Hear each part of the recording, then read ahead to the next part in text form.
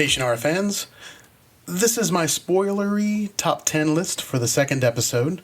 Hopefully you know the drill by now, but if you haven't seen the episode, stop now. For the rest of you, let's get it on. Coming in at number 10 is Pyrea. It's a nice move on the part of the Shannara writers. Making the elven princess the mother of Mareth was great. It gives us a plausible reason that she thinks Alanon is her father because of the relationship the two of them had in the past. And it fleshes out a character from last season that was interesting but underutilized. Technically, Mareth is now elven royalty just like Will. It will be interesting to see if that fact comes into play later in the season. Number 9 is the Kingdom of Leah. Holy crap, people. Welcome to El Dorado, the city of gold. Could there be any more bling and gilding on that castle? I can't see how. I really appreciate that they are making more diverse choices when it comes to actors this season, and it shows in spades when you're walking around Leah. Leah is an important part of the Shannara universe, so I'm excited that they have finally introduced them. That being said, number 8 is the Kingdom of Leah. The children of the rulers of Leah are integral parts of the story of the Omsfords. Almost every generation of our plucky heroes have had a Leah alongside them, carrying the sword of Leah into battle, learning life lessons along the way, etc. I dig that there is a princess of Leah, and there isn't any reason that she couldn't be swashbuckling around with our heroes. Hell, look at Eretria. She is the ultimate badass.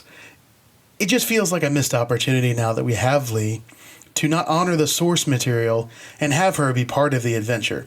I mean, hell, you could have Will and Lyra competing for Eretria's attention. It would be amazing. Built-in hilarity. But I digress. Number 7 is Flick. That's my man. I loved Flick in Sword of Shannara, and from what little we saw of him in Elfstones. He's a stout little fellow who wasn't afraid to risk life and limb for what he thought was right. The first season made him appear to be a grumpy old man who just, wanted all the kids to stop walking on his grass. Seeing him pick up a pitchfork and stare down a Wraith was a good time, people. A very good time. I'm hoping to see more, as the series goes on, of him just being a cool dude. Number 6 is Lyra Ellie. Now that we know her last name, not really a good idea, writer's room. The two names are way too close together. It just sounds weird when you say it. I'm not sure how I feel about the character right about now. It would be a letdown if she was just a throwaway character. But then other than getting Eretria to Leah and introducing the character of Garrett Jax, what other role could she actually play? I guess we'll need to watch this one to see what happens, but I'm not hopeful. Number 5 is Eretria. For real though, why do people keep screwing with this woman? I am again very thankful to the writers for expanding her character and giving her more motivation than unrequited love for Will Omsford, as it was in the books. I still find the super mysterious "I'm the fuel for the Bloodfire" plot point to be a bit, silly, but I can forgive that in light of how well they have taken care of her character. Honestly, half the reason I watch each episode is to see what the hell she is going to do next. Number 4. Bandon. I am very glad they are giving more dimension to Bandon's character. It seemed like he was going to be a one-dimensional bad guy from what we saw in the season opener, but thankfully that was a false alarm. From showing mercy to the head store to his conversation with Will, it seems he has more depth than meets the eye and possibly some internal conflicts. I am assuming that he is going to see the light at some point and come back to the good side, so to speak, Vader style, before the end of the season. I can't see them really resurrecting the Warlock Lord, for reals, and then defeating him before the end of the season. Number 3 is Queen Tamlyn of Leah. One of the things we never really get to deal with in the books are the rulers of Leah. We get to know all about their kids, but that's about it. What we do know is that the royal family of Leah is good, fair, and just. Apparently, Tamlyn didn't get that memo from, her parents. Given the way the show is written, though, I'm excited to see how her character plays out. What is her real motivation for the alliance? I'm assuming since she hates elves and wants her daughter on the throne, she is planning some sort of coup within the elven kingdom. Time will tell, I guess, but it is interesting, if not completely divorced from the source material. Number 2 is General Riga.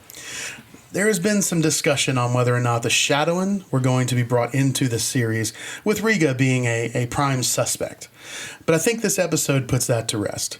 As I mentioned in my episode 1 review, the Crimson seemed like the bigger threat, and tonight's episode only confirmed that in my mind. Riga forged magical items, using knowledge he gained from studying the Druids, that basically render Al-Anon defenseless and powerless. Dude is serious, and I cannot wait to see what he does next. Which leads us to my number 1, which is Garrett Jax. Oh, Shannara Chronicles, is this going to be an ongoing thing, where you take beloved characters and just twist them until they are unrecognizable? I, like many fans, was so excited that Garrett Jax was going to be in this season, and I was equally excited about the casting. Again, way to go with pushing the diversity this season, guys. Seriously, it's wonderful and refreshing to see. But the way they have written him is absurd. He's a dick. Garrett Jax was many things in the books, but I wouldn't call him a dick. Quite to the contrary, he always seemed like a deep, troubled soul. Hopefully he has an arc this season that helps his character mature into the mysterious man he was in the books that made him quite possibly the most beloved character in the series. It's up in the air as to what's going on, but I'm hoping that there's a payoff for the changes they made to his character, because if not, it's just a complete waste. Okay, that is it for me. The next video you'll be seeing from me is that deep dive video about the Shannara bloodline and elves. And if you have any questions or comments or requests, leave them in the comments, or you can find us on Facebook. I'll have the link in the description. There's a page there in a group where I'm hoping people will start congregating and we can start talking and sharing information and generally being a community that supports each other and enriches the experience of watching the Shannara Chronicles. As always, if you like this video, go ahead and give it a thumbs up and subscribe if you have not. And I will see you guys in the next video. Take it easy.